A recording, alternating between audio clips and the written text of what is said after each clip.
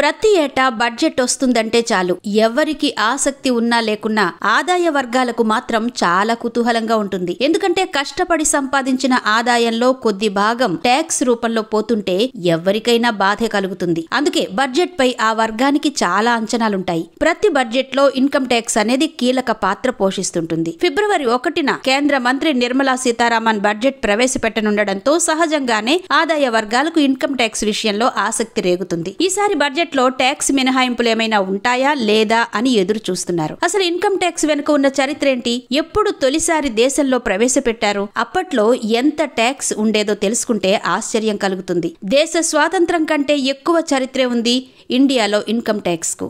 దేశానికి స్వాతంత్రం వచ్చి 75 ఏళ్లైతే ఇన్కమ్ ట్యాక్స్ ప్రవేశపెట్టి ఏకంగా 160 ఏళ్లయింది. అప్పట్లో ఆదాయం 200 రూపాయలు దాటితే ట్యాక్స్ ఉండేది. 1860లో జేమ్స్ విల్సన్ అనే బ్రిటిష్ అధికారి తొలిసారిగా ఇండియాలో ఇన్కమ్ ట్యాక్స్ ప్రవేశపెట్టాడు. అదే క్రమంగా మారుతూ వస్తోంది.